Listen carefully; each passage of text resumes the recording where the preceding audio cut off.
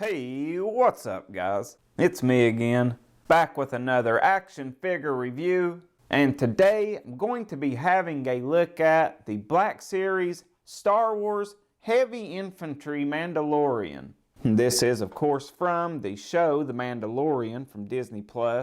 It is now my favorite thing from Star Wars ever. Jon Favreau, you're a genius. Speaking of Jon Favreau, he actually voiced this character in the show. But there is the front of the packaging where you can clearly see the figure and his accessory. Not much going on the side, just says Heavy Infantry Mandalorian. Read up on the back if you'd like to read it, you can do so now. You also get a pretty cool image there.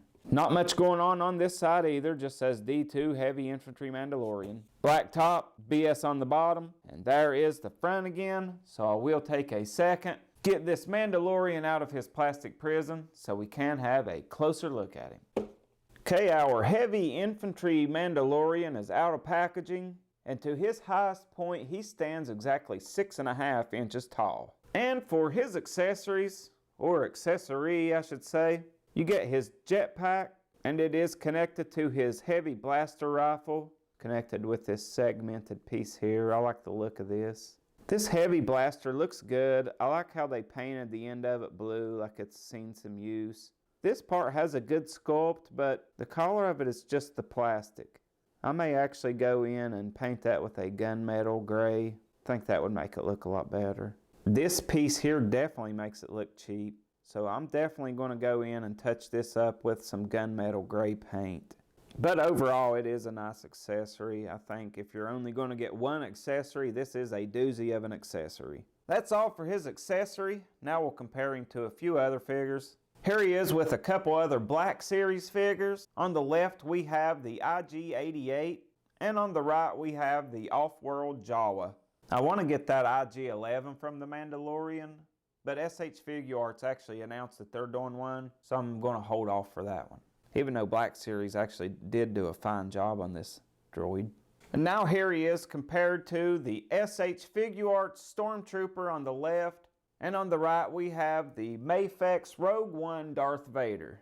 And this Heavy Mandalorian seems to fit in really good with other companies' Star Wars figures.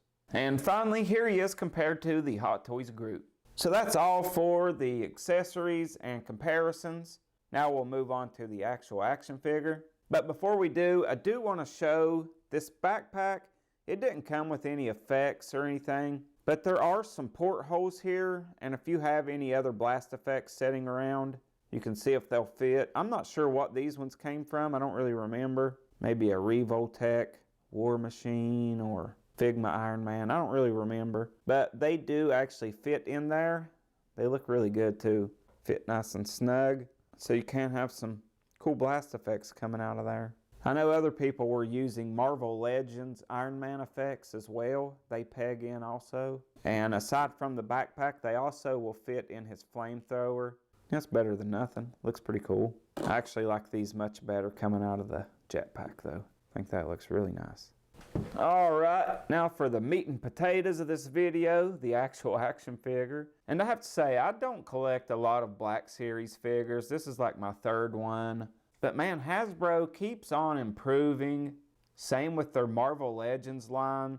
This Black Series line just keeps getting better and better to where you can fit these in with your import figures and you almost can't tell the difference anymore. And you're talking probably less than half of the price for those imports. This figure is no exception. I mean, they just did a great job on it. Really get your money's worth with this one. It is a Best Buy exclusive and will cost you about $30, but I ordered this on Friday and I got it Monday.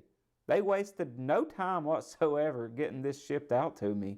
But the detail throughout this figure looks amazing. He has all these dings sculpted in on his armor, and they also painted those. See all those scrapes and bullet holes and stuff on him. And they put a wash over this figure as well, like on this armor and this. And that gave it just a really nice look, having that wash over it. If they hadn't have done that, it would have just looked like plain cheap plastic. Gauntlets on both sides look really nice. This belt with these pouches and stuff is really well done. Not the biggest fan of this. I wish that was soft goods. It is very screen accurate. I went back and watched those scenes with this guy in it several times, just trying to get as good a look at the armor as I could. And let me tell you, they nailed it. But for articulation on this heavy infantry Mandalorian, he will look up that far. It's not great, but not too bad either. He will look down, not really at all. Can get a little bit of head pivot there. They did a really good thing with these shoulder pads. They're connected to the arm down at the bicep, so they will shift up over the shoulder when you move it. Pretty genius, I thought. So his arm will go up that far. There is some slight butterfly movement in there as well. It will also go all the way around. You get a good bend at the elbow where you can get 90, maybe a little bit more. There's also a swivel there at the elbow. Get a swivel at the forearm as well. Wrists are pegged in and on a hinge.